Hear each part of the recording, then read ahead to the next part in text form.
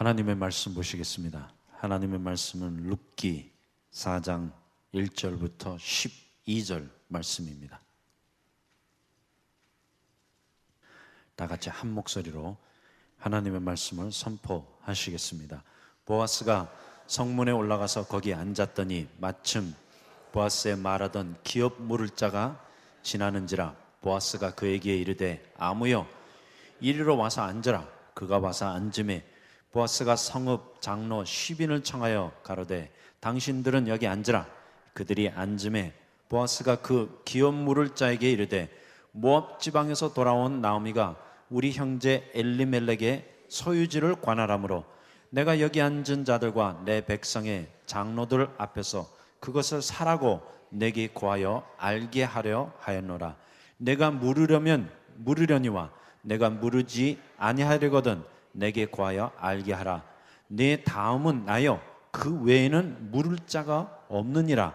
그가 가로되 내가 물으리라. 보아스가 가로되 네가 나오미의 손에서 그 밭을 사는 날에 곧 죽은 자의 아내 모압 여인 룻에게서 사서 그 죽은 자의 기업을 그 이름으로 잊게 하여야 할지니라. 그 기업 물을 자가 가로되 나는 내 기업에 손해가 있을까 하여 나를 위하여 물으지 못하노니 나의 물을 권리를 네가 취하라. 나는 물으지 못하겠노라. 옛적 이스라엘 중에 모든 것을 물으거나 교환하는 일을 확정하기 위하여 사람이 그 신을 벗어 그 이웃에게 주더니 이것이 이스라엘에 증명하는 전례가 된지라. 이에 그 기업 물을 자가 보아스에게 이르되 네가 나를 위하여 사라 하고 그 신을 벗는지라. 보아스가 장로들과 모든 백성에게 이르되 내가 엘리멜렉과 기룡과 말론에게 있던 모든 것을 나오미의 손에서 산 일을 너희가 오늘날 증인이 되었고 또 말론의 아내 모압 여인 룻을 사서 나의 아내로 취하고 그 죽은 자의 기업을 그 이름으로 잊게 하여 그 이름이 그 형제 중과 그곳 성문에서 끊어지지 않게 함을 너희가 오늘날 증인이 되었느니라. 성문에 있는 모든 백성과 장로들이 가로되 우리가 증인이 되노니 여호와께서 내 집에 들어가는 여인으로 이스라엘 집에 세운 라헬 레아 두 사람과 같게 하시고 너로 에브라스에서 유력하고 베들레헴에서 유명하게 하시기를 원하며 여호와께서 이 소년 여자로 내게 후사를 주사 내 집으로 다말이 유다에게 낳아준 베레스의 집과 같이 되게 하시기를 원하노라. 아멘.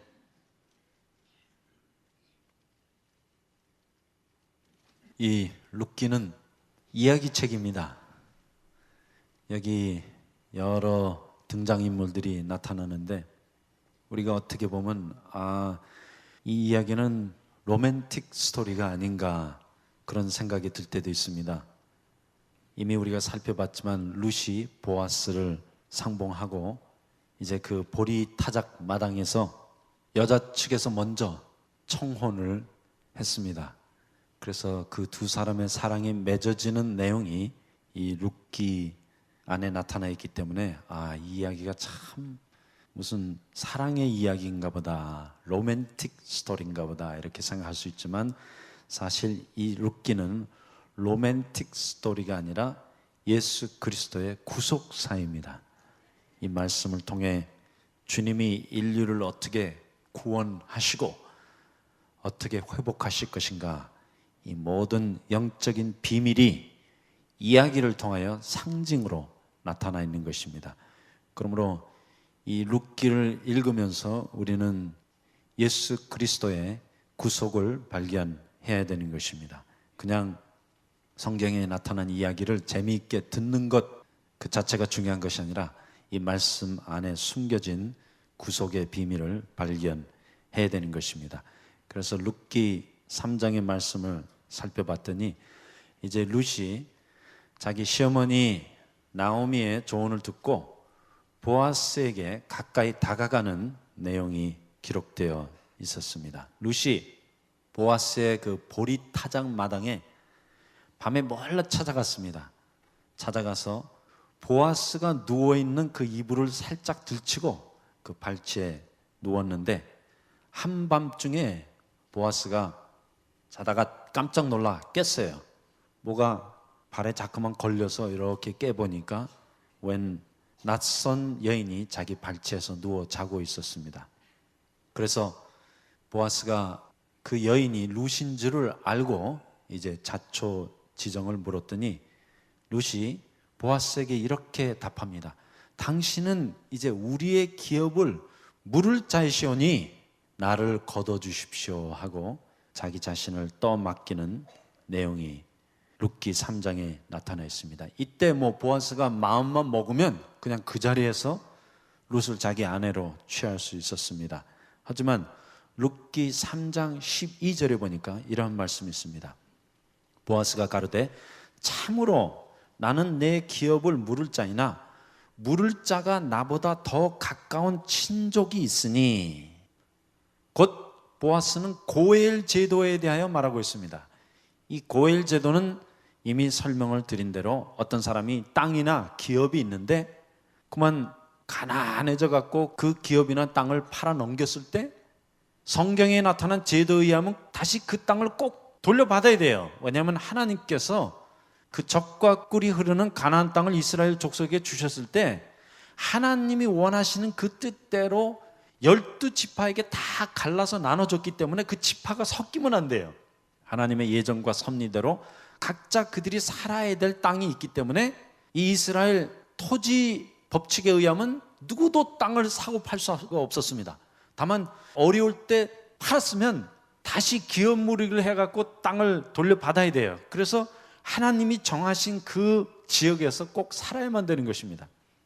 그런데 이 고엘 제도의 특징이 만일 내가 가난해서 내 땅을 팔았다면 가까운 친족만이 이 기업무리기를 해줄 수 있는데 나에게 가까운 친척 순서대로 기업을 물을 수 있는 권리가 있는 것입니다. 예를 들어서 제 사촌이 있다 그러면 사촌이 우리 8촌보다는 더 가깝잖아요. 그러므로 사촌 형님이 우리 기업을 물을 수 있는 권리가 먼저 있는 것입니다. 그래서 여기 보아스가 하는 말이 내가 당연히 너를 위하여 기업을 물고 싶은 마음이 있다. 또 너를 내 아내로 취하고 싶지만 하지만 이 하나님의 말씀 고엘 법칙대로 하면 이제 나보다 더 가까운 친족이 있으니까 그에게 가서 물어보고 그 후에 너에게 기업을 물으는 의무를 행하겠다고 룻에게 약속합니다. 그리고 이제 그 다음에 나타나는 장면이 룻기 4장의 말씀입니다. 4장 1절 가서 보겠습니다. 같이 읽으십시다. 보아스가 성문에 올라가서 거기 앉았더니 마침 보아스가 말하던 기업 물을 자가 지나는지라. 보아스는 기다릴 수가 없어요. 여기 성경은 정확하게 언제 이러한 일이 일어났다고 말씀하지 않지만 제가 상상하기에는 아마 타작마당에 누웠던 그 다음날 갔는지도 몰라요. 보아스의 마음이 급했어요. 사실 룻이라는 그 여인에게 이미 사랑에 빠진 것입니다. 룻을 보니까 너무나 아름다운 거예요. 그 마음씨가 곱고 그 떼볕에 나가서 이삭을 주워다가 시어머니를 공양한 일, 또 보아스가 이 룻을 관찰했습니다. 너는 현숙한 여인이다. 그 동네에 젊은 남자들도 많은데 전혀 그들에게 관심 쓰지 아니하고 어머니만 봉양한 이 룻에게 사랑하는 마음이 있었던 것입니다. 그래서 보아스가 기다릴 것 없이 당장 성문 밖으로 갔어요. 특별히 이 구약 시대는 모든 계약이 다 성문에서 이루어졌습니다. 그래서 여기 4장 말씀대로 보아스가 성문에 올라가서 앉았어요. 앉았더니 기업 물을 자가 지나가는지라. 보아스가 그에게 이르되 아무여 이리로 와서 앉으라. 그가 와서 앉음에 보아스가 성읍 장로 10인을 청하여 가로되 당신들은 여기 앉으라. 이 옛날 시대는 어떠한 문서나 서류 계약이 없었기 때문에 모든 계약마다 그 마을에 살고 있는 장로들이 전부 다 증인이 되어 주었습니다. 그래서 증인으로 그 베들레헴 동네 장로 10인이 와서 앉았는데 이제 보아스가 그에게 이런 말을 합니다. 3절 읽겠습니다. 보아스가 그 기업 물을 자에게 이르되 모압 지방에서 돌아온 나오미가 우리 형제 엘리멜렉의 소유지를 관할하므로 내가 여기 앉은 자들과 내 백성의 장로들 앞에서 그것을 사라고 내게 고하여 알게 하였노라.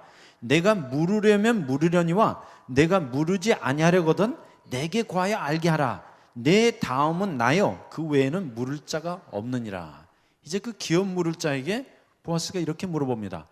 나오미가 저 먼 나라에 갔다가 이제 쫄딱 망해서 돌아왔는데 그가 갖고 있는 이 토지 또 많은 소유를 누군가 관할해 갖고 대를 잇게 해줘야 되는데 우리가 알아봤더니 당신이 나오미의 가장 가까운 친족인데 만일 당신이 이 기업을 무르기 원하면 곧 사서 당신의 소유로 만들기 원하면 지금 하시고 그렇지 않으면 내게 그 권리를 넘겨주십시오. 당신이 나오미의 가장 가까운 친족인데 그 다음은 나요. 나 외에는 아무도 없으니까 오늘 그 일을 결정하십시다 했더니 여기 4절 마지막에 그가 이렇게 대답합니다. 그가 가로되 내가 물으리라. 아이 당연히 물르죠. 나오미의 남편 엘리멜렉이 가졌던 모든 토지의 소유권이 자기에게 돌아오니까 당연히 아이고 그럼 내가 물으죠 하고 대답을 했는데 여기 5절에 보면 이제 보아스가 그에게 조건을 답니다. 읽겠습니다. 보아스가 가로되 내가 나오미의 손에서 그 밭을 사는 날에 곧 죽은 자의 아내 모압 여인 루드에게서 사서 그 죽은 자의 기업을 그 이름으로 잊게 하여야 할지니라. 아이고 그만 여기 탁 걸려버린 거예요. 나오미가 가졌던 밭을 사는 건 참 좋은데 자기 집에도 처자가 있고 한데 아유 거기에다가 룻까지도 사가라 그러니까 마음이 안 내키는 거예요. 그 시대에 이스라엘 백성이 이방 민족과 결혼하는 것은 아주 불결한 일이었습니다. 그런데 자기 뭐 집에 가면 처자도 있고 그런데 또 다른 여인을 집안에 데리고 들어오면 그 얼마나 어려운 일이 많겠어요. 그러니까 여기 4절에는 내가 물으겠다, 내가 그 기업을 다시 회복하겠다 이렇게 약속하던 사람이 마음을 바꿨습니다. 6절에 보면 그의 대답이 나타나 있습니다. 그 기업 물을 자가 가로되 나는 내 기업에 손해가 있을까 해요. 이 사람의 말이 중요해요. 나는 내 기업에 손해가 있을까 해요. 그러니까 자기의 이익을 위해서라면 기업을 물을 수 있어도 뭐 내게 별로 도움이 안 되는 일이라면 상관하고 싶지 않다 하고 나를 위하여 물으지 못하노니 나의 물을 권리를 네가 취하라. 나는 물으지 못하겠노라. 보아스가 그 기업 물을 자에게 이제 기업만 물으는 것이 아니라 룻과 나오미도 좀 떠맡아 주십시오 했더니 웬걸 이 사람이 변심해 갖고 나는 내 기업에 손해가 있을까 하여 물으지 못하겠노라 하고 거부했습니다. 그래서 4장 7절부터 12절 사이에 보면 보아스가 나오미와 룻의 기업을 물으는 내용이 기록되어 있습니다. 가서 읽겠습니다. 옛적 이스라엘 중에 모든 것을 물으거나 교환하는 일을 확정하기 위하여 사람이 그 신을 벗어 그 이웃에게 주더니 이것이 이스라엘에 증명하는 전례가 된지라. 이에 그 기업 물을 자가 보아스에게 이르되 네가 너를 위하여 사라 하고 그 신을 벗는지라. 보아스가 장로들과 모든 백성에게 이르되 내가 엘리멜렉과 기룡과 말론에게 있던 모든 것을 나오미의 손에서 산 일을 너희가 오늘날 증인이 되었고 또 말론의 아내 모압 여인 룻을 사서 나의 아내로 취하고 그 죽은 자의 기업을 그 이름으로 잊게 하여 그 이름이 그 형제중과 그곳 성문에서 끊어지지 않게 하매 너희가 오늘날 증인이 되었느니라. 아주 합법적으로 보아스가 나오미와 룻의 모든 기업을 다 회복하고 물러주고 값을 치르고 다 사고 룻을 자기 아내로 취하겠다고 모든 증인 앞에서 증거하고 또 기업 물을 자가 자기 신발을 벗어줬어요. 이것은 그 시대의 풍습이었습니다. 그 벗은 신발이 이제 영원한 증명이 되어 있는데 여기 성경에는 기록이 되어 있지 않지만 그 시대에 기업을 물을 수 있는 어떤 사람이 그 다른 사람을 위하여 기업을 물러주지 않았을 때는 신발만 벗어주는 것이 아니라 그 남자의 얼굴에다가 침을 뱉었어요. 이것에 대한 의미는 당신이 당연히 기업을 물을 권리가 있는 사람인데 이 하나님이 명하신 권리를 이행하지 못했으니까 좀 욕 좀 보라고 그래갖고 얼굴에다 침을 뱉었던 그런 제도도 있었습니다. 여기 성경에는 그런 말씀은 기록되어 있지 않고 다만 그 사람이 신발을 벗어서 이제 보아스에게 주고 보아스는 그 신발을 증거로 삼고 또 그 자리에 모여있는 10명의 마을 장로들을 증인으로 삼아서 기업 무르기를 합법적으로 여기서 다 이행한 내용이 나타나 있습니다. 그래서 그날 그 즉시 나오미와 또 룻의 모든 기업이 다 누구에게 속한 것입니까? 보아스에게로 돌아온 거예요. 그래서 후반부에 보면 베레스의 족보, 곧 유다 족속의 족보가 나오는데 여기 이제 보아스가 그 족보의 주인공이 되는 내용이 나타나 있습니다. 그리고 그날 그 즉시 룻이 보아스의 아내가 되어갖고 이제 이스라엘 민족 안에 또 예수 그리스도의 족보 안에 들어오는 내용이 나타나 있습니다. 그런데 지금까지 들은 이 이야기를 보면 여기 예수님이 등장할 이유가 없어요. 그냥 옛날 이야기지 이 안에 구속사에 대한 어떤 비밀이나 내용을 발견할 게 아무것도 없어요.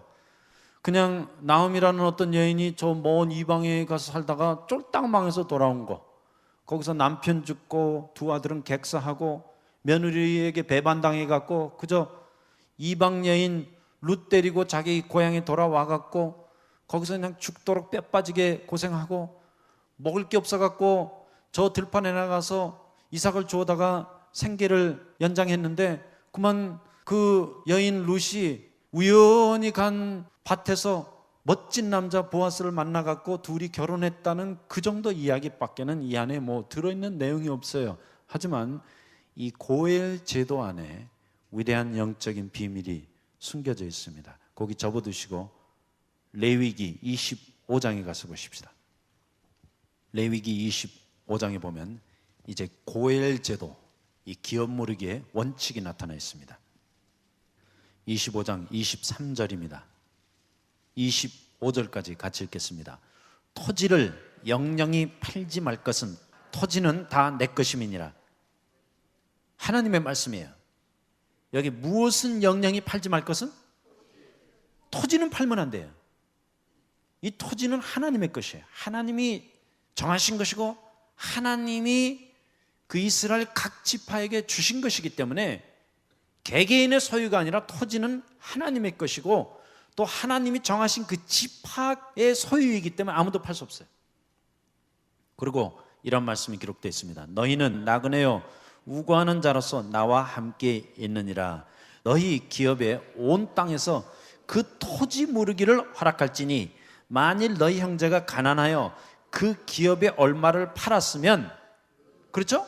이런 일이 일어날 수 있으니까 워낙 가난해지니까 먹고 살 일이 없어서 그냥 땅을 팔아서 연명을 했다면, 여기 보세요. 아주 중요한 말씀이십니다. 그 근족이 와서 동족에 판 것을 물을 것이요 그 가까운 친척이 와서 그 동족을 위하여 기업을 회복하라. 기업을 물으라고 여기 말씀하고 있습니다. 그런데 우리가 토지에 대하여 말씀을 할 때는 이 토지의 핵심은 지구 전체예요. 그래서 여기 성경에 토지라고 말씀할 때는 지구 땅덩어리를 의미하고 있습니다. 그러면 하나님께서 이 지구 땅을 만드셨을 때 이 땅의 주인이 누구예요 도대체? 하나님이세요. 하나님이신데 그 하나님께서 이 토지에 대한 모든 등기를 아담에게 주셨습니다. 아담에게 이전을 해주셨어요. 그래서 하나님께서 이 땅을 만드신 후에 아담에게 처음 명령하신 말씀이 너는 이 땅을 다스리고 이 땅을 관리하라고 창세기에 아주 분명하게 기록되어 있습니다. 그러면 원래 땅 주인은 하나님이시지만 하나님이 등기 이전을 해갖고 누구에게 이 땅을 양도해 주신 거예요? 아담에게 양도해 준 거예요. 그래서 아담이 이 땅의 주인입니다. 곧 사람이 이 땅의 주인이에요. 그래서 하나님께서 명하시기를 이 땅을 정복하라, 이 땅을 차지하라, 이 땅 위에 번성하라 하고 이 모든 토지에 대한 권리를 아담 곧 인간에게 넘겨주었는데 아담이 그것을 넘겨받은 후에 take care를 하질 못했어요. 그만 하나님의 명령을 거역하고 죄를 지음으로 말미암아 이 토지에 대한 소유권을 뺏겨버렸습니다.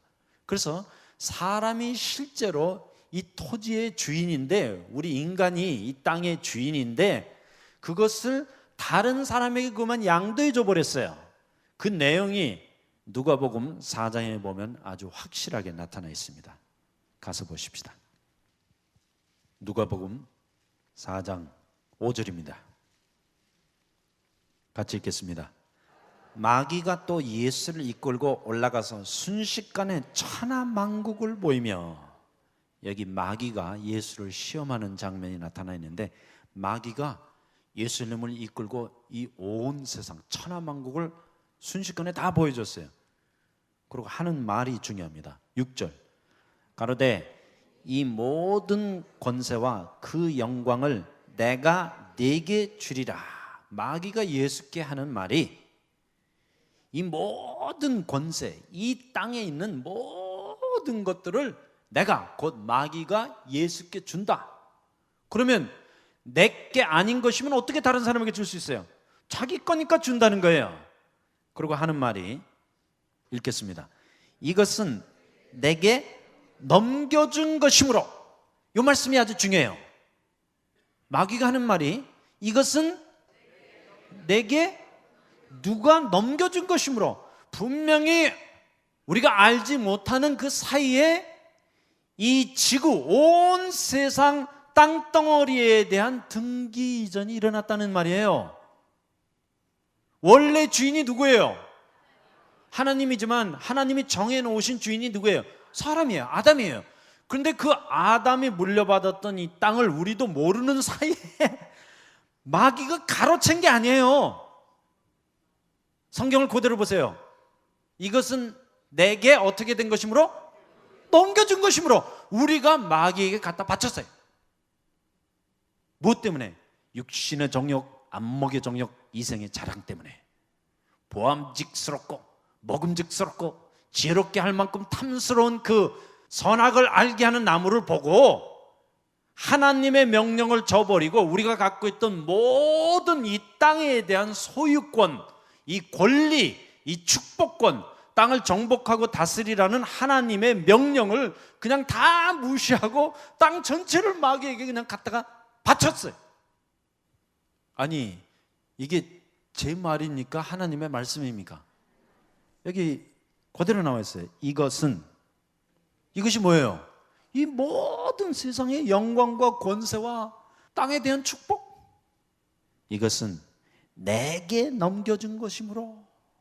이거 내 거라는 거예요. 그러므로 마귀가 이 세상의 임금이라고 하고 또 이 마귀가 세상의 주인 노릇을 하는데 이것은 아주 합법적인 일이에요. 합법적으로 그거 양도받았어요. 왜? 합법적인 일이 아니라면 어떻게 예수님 앞에 가서 이런 말을 할 수 있겠습니까? I'm going to give it to you because this is mine. It wasn't mine, but people gave it to me. 이해가 되세요? 확실히 이 세상은 마귀의 것이에요. 세상에 속한 모든 권세와 영광, 축복, 땅에서 나오는 것은 전부 다 마귀 것이에요. 그래서 만일 내가 진짜 부자 되고 싶다, 좀 죄송해요, 마귀한테 가서 빌어도 부자 될 수 있어요. 아니, 맞아요. 어떤 사람은 자기가 부자 되고 싶어서 사단교에 가입을 해갖고 매일 사단에게 가서 기도하는데 부자 됐어요. 영혼은 팔아먹었지만. 그래서 이 세상에서 축복을 받는다, 뭐가 잘 된다, 이것을 꼭 하나님이 주신 거라고 해석할 수 없어요. 마귀가 여기 이렇게 말하고 있지 않습니까? 이것은 내게 넘겨준 것이므로. 그 다음 말이 아주 중요해요. 보세요. 나의 원하는 자에게 주노라. 나의 원하는 자에게 주노라. 그러므로 내가 만일 내게 절하면 다 내 것이 되리라. 8절 예수께서 대답하여 가라사대 기록하기를 주 너의 하나님께 경배하고 다만 그를 섬기라 하였느니라. Amen. Jesus wasn't interested. 예수님은 이 땅의 영광과 세상의 권세에 전혀 관심이 없으셨어요. 하지만 이 말씀을 통해 아주 중요한 사실은 마귀가 합법적으로 이 지구, 곧 토지, 땅의 새 주인이 됐다는 사실이에요. Now what do we do? 이거 큰일 아니에요. 하나님 우리에게 주신 이 기업을 다 빼앗겨버린 거예요. 인간의 죄로 말미암아. 그래서 예수께서 이 땅에 오신 목적은 기업 무르기 하러 오셨습니다. 그럼 잘 들으셔야 돼요. 누가 이 기업을 물을 수 있는 권리를 갖고 있는가?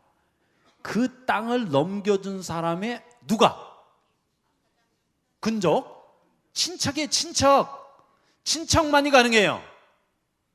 근데 누구인지는 모르지만 우리의 친척이 있다면, 우리의 가장 가까운 근족이 있다면 그 사람이 와갖고 몰래 가로챈 그 땅 주인에게 가서 내가 이 기업 무르기를 행하겠습니다 하면 아무 힘도 없이 이 땅을 돌려줘야 돼요. 그래서 예수께서 이 땅에 오신 목적은 기업 무르기 하러 오신 것입니다. 우리가 빼앗긴 모든 축복, 권세, 영광을 예수께서 다 회복시켜 주시러 오셨는데 그만 예수님이 우리의 친척이 되셔야 되는 거예요. 왜? 이 근족, 친족이 아니면 기업을 물을 수 있는 권리가 없습니다. 그래서 요한복음 1장 14절에 보니까 말씀이 육신이 되어 이 땅에 거하심에, 쉽게 설명을 해드릴게요. 예수님이 이 기업 무르기 하시려면 인간으로 오셔야 됩니다. 그래서 천사는 인간을 구원시킬 수 없어요. 이 세상에 기업을 물을 수 있는 권리를 가지신 분은 오직 예수 그리스도 한 분이십니다. 왜냐하면 그분이 사람이기 때문에, 사람이 빼앗긴 기업을 사람이 와서 회복하시는 거예요. 그러므로 예수께서는 분명 하나님이시지만 분명 인간이셔야만 합니다. 곧 완전한 인간이시오 완전한 하나님이신 보아스 같으신 예수께서 오셔서 우리를 위하여 기업을 회복시켜 주십니다. 그럼 그 기업이 회복되는 때가 언제예요? 예수께서 이 땅에 재림하시고 천년왕국이 이루어질 때 온 세상에 사는 인간들이 예수님과 함께 이 땅의 주인이 되어서 온 세상을 1000년간 통치하게 될 것입니다. 아멘. 그런데 참 여기 룻기 4장에 중요한 말씀이 있어요. 원래 기업을 물을 수 있는 권리를 갖고 있던 사람은 거부해요. 쉽게 말씀드리면 이 구속의 일은 쉬운 일이 아닙니다. 왜냐하면 주님께서 그냥 땅만 회복시켜 주는 것이 아니라 룻까지 책임져 주셔야 돼요. 이 룻은 여러분과 저의 영혼입니다. 우리 영혼도 또 맡아 주셔야 돼요. 우리 영혼의 죄까지도 씻겨 주셔야 하기 때문에 기업을 물을 자가 못하겠다 했는데 맞습니다. 예수님 외에는 우리의 기업을 물을 자가 없습니다. 예수님 외에는 우리의 영육간의 문제를 회복시켜 주실 분이 없습니다. 예수님 외에는 우리를 떠맡아 주실 분이 없습니다. 예수님 외에는 우리를 책임져 주실 분이 없어요. 그래서 이 보아스는 예수 그리스도의 상징이에요. 주님은 한시 한때도 기다리지 아니하시고 바로 그 다음날 그 성읍 문에 앉아서 이 모든 계약을 합법적으로 이루셨습니다. 그래서 이 모든 계약의 증거가 구약시대는 10명의 장로들로 나타났지만 신약시대는 예수 그리스도의 십자가인 것입니다. 이 예수 그리스도의 십자가가 이제 주님이 이 땅에 오셔서 빼앗긴 땅을 마귀에게서부터 다시 인간에게로 회복시키셨다는 유일한 증거인 것입니다. 그 예수님의 보혈로 말미암아 기업 무르기가 다 끝나버렸어요. 그러면 이제 이 땅의 주인이 누구입니까? 성경대로 하면 또다시 한번 등기 이전에 일어난 거예요. 창세기 때 아담이 갖고 있던 땅이 마귀에게로 등기 이전됐다가 언제 어느 때 예수께서 십자가에 못 박혀 죽으심으로 모든 인간의 죄를 사시고 우리가 빼앗겼던 모든 영적인 육적인 권리와 축복을 회복하신 그 순간에 등기 이전이 또 한 번 일어난 거예요. 이제 남은 것은 등기 이전 받은 이 땅에 우리가 1000년 동안 다스리면서 하나님의 축복을 누리는 것밖에 없습니다. 그러므로 룻기는 로맨틱 스토리가 아니에요. 룻기는 구속사입니다. This is the story of salvation history. 이와 같이 이제 인간의 근족 대신 친척 대신 예수 그리스도께서 오셔서 인간의 빼앗긴 모든 기업을 회복시켜 주시고 또 주님의 보혈로 말미암아 우리 모두를 구원해 주십니다. 이와 같이 룻도 나오미도 보아스로 말미암아 구원 받았습니다. 이제 룻기 4장 후반부에 보면 해피 엔딩 스토리가 나옵니다. 그래서 성경은 항상 해피 엔딩이에요. 그 이유는 예수 그리스도가 계신 곳에는 완전한 구원이 있습니다. 완전한 회복이 있습니다. 완전한 축복이 있습니다. 이 기업 물을 자가 예수 그리스도이십니다. 이 위대한 자, 유력한 자, 유명한 자 보아스가 예수 그리스도이십니다. 기도하십시다.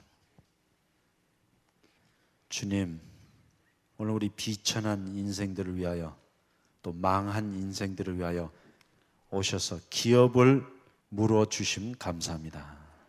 우리는 아무 능력도 없습니다. 아무 힘도 없습니다. 그러나 당신의 밭에 가서 당신을 만난 이 한 가지 사건으로 말미암아 우리의 모든 것이 다 회복되었습니다. 빼앗겼던 것을 다 돌려받았습니다. 세상의 모든 권세와 영광, 축복 하나님이 주신 것인데 우리의 죄로 말미암아 다 빼앗겼습니다. 하지만 오늘 예수 그리스도의 십자가로 그대로 다 돌려받고 오히려 더 위대한 축복, 주님을 우리의 남편으로 맞이하게 하여 주심 감사합니다. 이 위대한 기업 무르기의 진리가 이미 십자가를 통하여 이루어졌사오니 우리는 예수 그리스도의 십자가만 바라보고 주님이 행하신 일로 인하여 기뻐하는 저희들이 되기를 원합니다. 구속하여 주심, 회복하여 주심 감사합니다. 예수님의 이름으로 기도하였습니다. 아멘. 예수 나를 오라 하네 예수